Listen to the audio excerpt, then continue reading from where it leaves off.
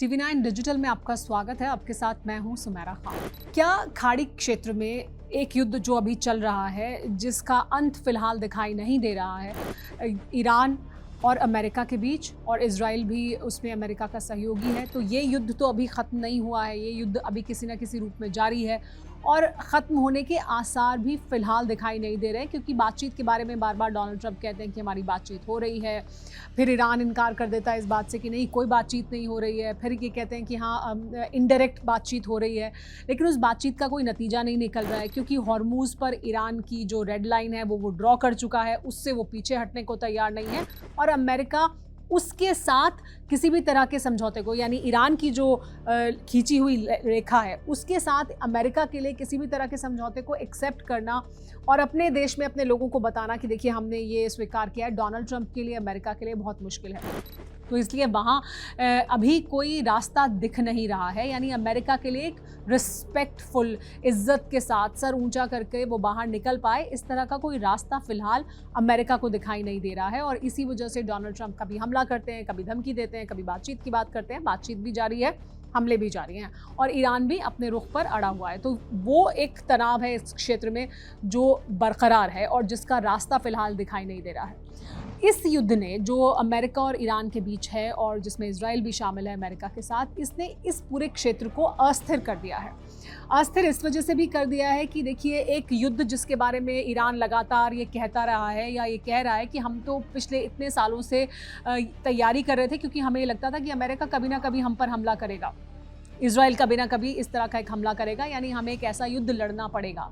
हम इतने सालों से इसी तरह के युद्ध की तैयारी कर रहे थे और इसलिए हम तैयार हैं। हम इस बात के लिए तैयार हैं कि इसको हमें एक डिसाइसिव एंड तक लेकर जाना है। यानी ईरान का जो इस वक्त मकसद है वो ये है कि वो किसी सूरत से एक ऐसे मुकाम पर पहुंचे जहां वो एक लॉन्ग टर्म डिटरेंस पैदा कर पाए। वो वहां तक पहुंच पाएगा या नहीं, क्योंकि अब बहुत सारे एक्सपर्ट्स ऐसा भी कहते हैं कि ईरान ओवर प्ले कर रहा है अपने हैंड को, यानी उसे जो लेवरेज मिला है उसको वो ज़्यादा खींच रहा है, ज़्यादा उसको अब अपने लिए कोई एक एग्ज़िट तलाश लेना चाहिए। लेकिन क्या वाकई ऐसा है? क्योंकि ईरान अभी तक जो कह रहा है, जो उसने हासिल किया है, उसमें वो पुख्ता दिखाई दे रहा है और उसको जो गेन्स हैं, जो उसको सफलता मिली है इस युद्ध की वजह से, वो भी साफ तौर पर दिख रही है कि अमेरिका ही जो बैक सीट पर दिखाई देता है, यानी अमेरिका ही पीछे हटता हुआ दिखाई देता है। जो MOU भी उन्होंने जिस पर हस्ताक्षर किया अमेरिका ने, उसमें भी ज़्यादातर पॉइंट्स ईरान के फेवर में हैं। तो कहीं ना कहीं ईरान का अपर हैंड है ज़रूर, लेकिन अमेरिका उसे स्वीकार करने के लिए तैयार नहीं है। अब इसका मैं जिक्र क्यों कर रही हूँ? क्योंकि ये जो क्षेत्र है, इसकी वजह से एक इंस्टेबिलिटी के दौर से गुजर रहा है। जो बाकी खाड़ी के देश हैं, UAE या सऊदी अरब या कतर, ये तमाम देश जिनको एक सिक्योरिटी अम्ब्रेला अमेरिका ने दिया हुआ था, वो देश अब ये सोच रहे हैं कि हमें इसके अलावा भी, हमें अमेरिका क्या पूरी तरह से सुरक्षित कर सकता है क्या? और अगर अमेरिका हमें पूरी तरह से सुरक्षित नहीं कर सकता है, तो फिर हमें किन और विकल्पों के बारे में सोचना चाहिए।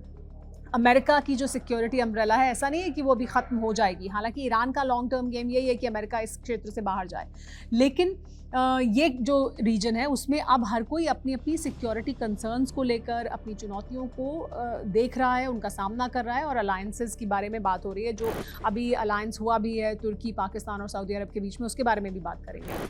लेकिन ये बात इस वक्त क्यों मैं कर रही हूँ, वो इसलिए क्योंकि इस क्षेत्र में ऐसा साफ तौर पर दिखाई दे रहा है, ऐसे इंडिकेशन साफ तौर पर दिखाई दे रहे हैं, एक्सपर्ट्स इसे मानते हैं कि इस क्षेत्र में एक और फुल स्केल वॉर जल्द ही शुरू हो सकता है। ये फुल स्केल वॉर किसके बीच में होगा? हूती और सऊदी अरेबिया के बीच में।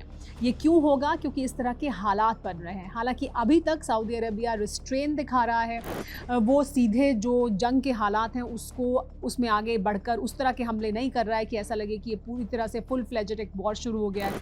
लेकिन हूती जो कर रहे हैं, उससे जो हालात हैं वो उस तरफ बढ़ते हुए दिखाई दे रहे हैं, और ये इस क्षेत्र के लिए और भी ज़्यादा बुरी खबर होगी कि ये भी एक फुल स्केल वॉर शुरू हो जाए।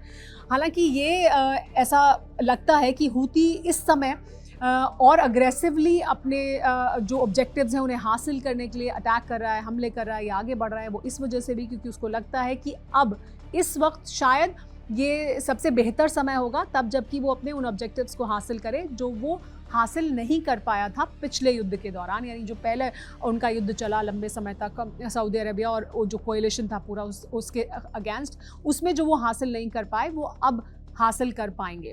क्योंकि देखिए अगर उन्होंने बंद किया है बाबल मंदेब का जो ट्रांजिट पॉइंट है, तो वो अब इस वक्त वो जो प्रेशर है, वो जो पिंच है, वो और ज़्यादा महसूस होगी, क्योंकि दूसरी तरफ स्ट्रेट ऑफ हॉर्मुज़ भी बंद है।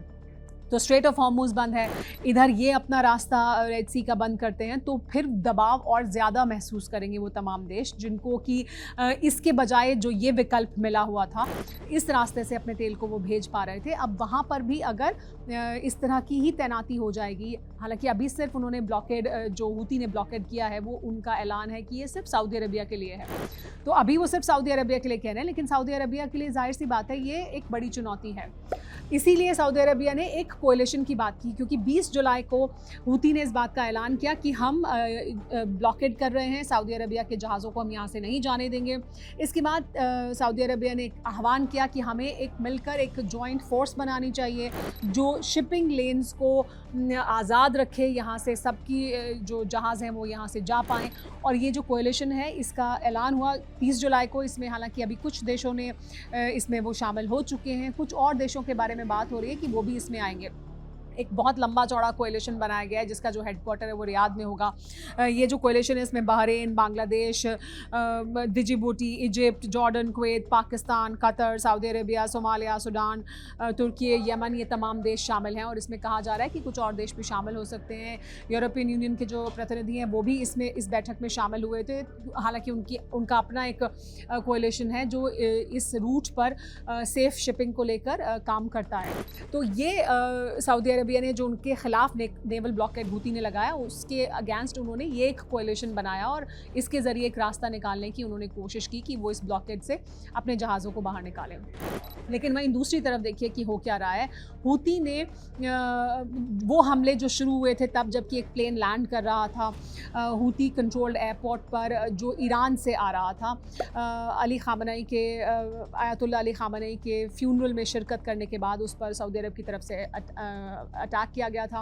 हालांकि बाद में वो प्लेन लैंड कर गया, लेकिन फिर हूती ने जवाबी हमला किया सऊदी अरब के एयरपोर्ट पर। तो अब वो हमले एक दूसरे पर हुए हैं, लेकिन वो बस उतने लिमिटेड हमले थे क्योंकि जो ब्लॉकेड सऊदी अरब ने लगाया हुआ था हूती कंट्रोल्ड एरिया पर, जो सी ब्लॉकेड भी और एयर ब्लॉकेड भी था, उसको क्योंकि उसका वायलेशन किया गया था, ये प्लेन यहाँ लैंड कर रहा था, इस वजह से सऊदी अरब ने हमला किया।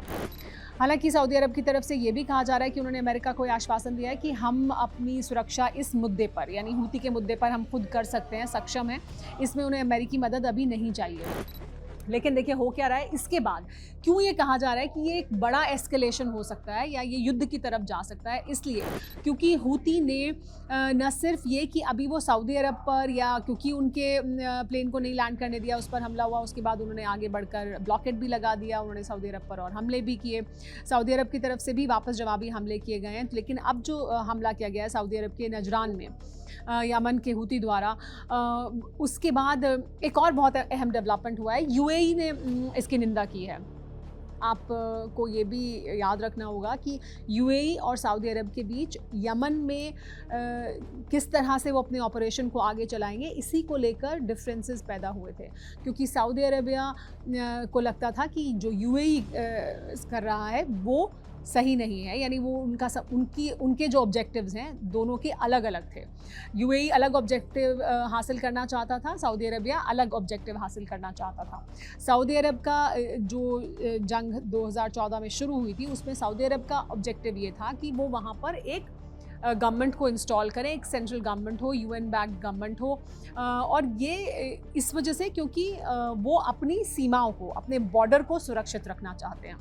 इस वजह से वो यमन में एक सेंट्रल गवर्नमेंट चाहते हैं, यानी एक गुट हो जिसका कब्जा हो, और उसको यूएन का समर्थन भी हो, उसको सऊदी अरबिया, यूएई और बाकी तमाम देशों का समर्थन हो जो हूतीज़ के अगेंस्ट लड़ रहे थे। लेकिन इस युद्ध के बीच में जब शुरुआत हुई थी तब अलग ऑब्जेक्टिव्स थे, लेकिन उसके बाद यूएई का ऑब्जेक्टिव ये था कि पोर्ट्स पर कब्ज़ा किया जाए, शिपिंग लेन्स पर कब्ज़ा किया जाए और इन इलाकों पर जो स्ट्रेटिजिकली अहम इलाके हैं उन पर कब्ज़ा रखा जाए। साथ ही वो STC जो साउथ में, दक्षिण में जो संगठन काम कर रहा था, उनका ये मानना था कि ये अलग एक असेशन हो जाए और ये अलग एक देश बना लें और उनका वहाँ कंट्रोल हो, जो कि सऊदी अरबिया का एंड गेम नहीं है। सऊदी अरबिया ये नहीं चाहता था कि यहाँ पर अलग से एक STC के कंट्रोल वाले इलाके को एक देश बना दिया जाए, वो पूरे यमन में एक ही सरकार चाहते हैं। तो ये यहाँ पर ऑब्जेक्टिव्स उनके अलग अलग हुए, डिफरेंसेस पैदा हुए। ये जो STC हैं वो आगे बढ़ते बढ़ते सऊदी अरबिया के बॉर्डर के पास तक पहुंच गए, जिसके बाद UAE को कहा गया कि नहीं, आप इससे एग्ज़िट करें। UAE फिर एग्ज़िट कर गया यमन से, उन्होंने अपने फोर्सेस को विड्रॉ कर लिया। लेकिन ये सब कुछ शुरू हुआ था 2014 में।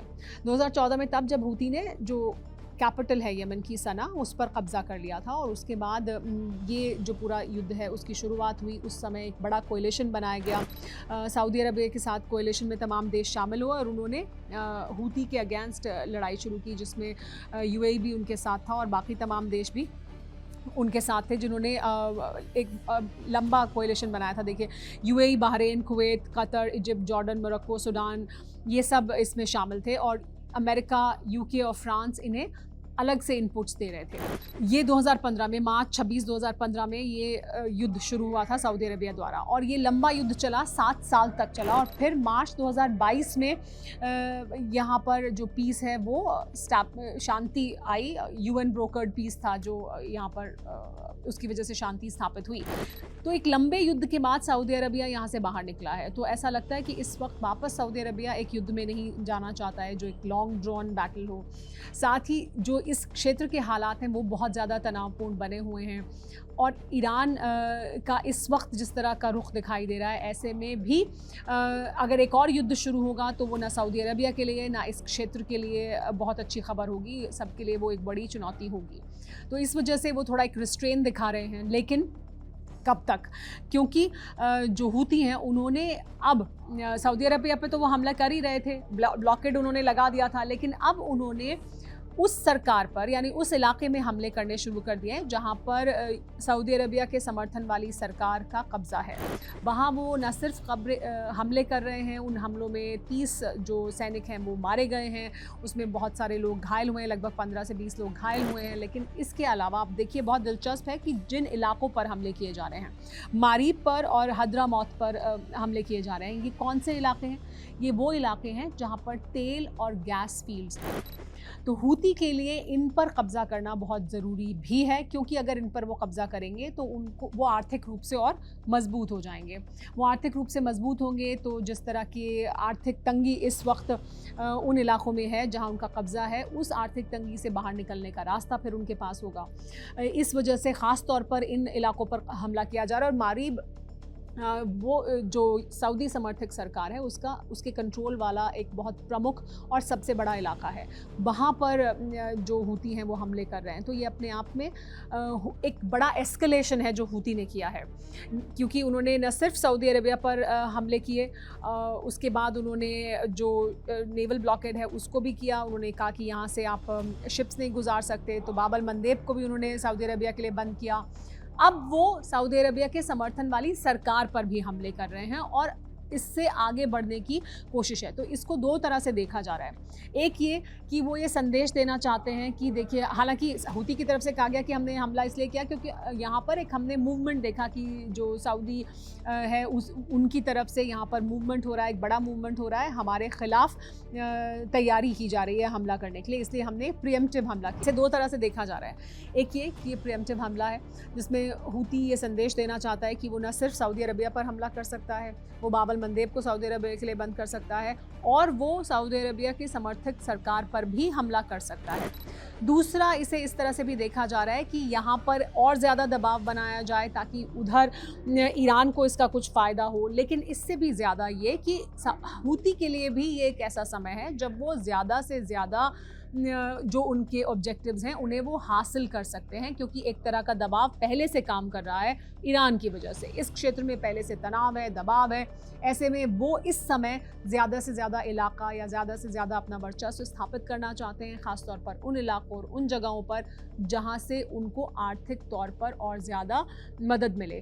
साथ ही इस पूरे इलाके में उनका कब्ज़ा और ज़्यादा बढ़ जाए, ये वो चाहते हैं। और जो ब्लॉकेड उन पर लगाए गए थे सऊदी अरबिया द्वारा, वो भी ख़त्म हो किसी सूरत से। तो वो चाहते हैं कि एक कॉन्फ्रंटेशन इस समय अगर होगी तो ये सबसे शायद बेहतर समय होगा। तो क्या ये ऑब्जेक्टिव है उनका? अगर ये ऑब्जेक्टिव है तो फिर ये क्षेत्र, खाड़ी का क्षेत्र, एक और युद्ध की तरफ तेज़ी से आगे बढ़ रहा है।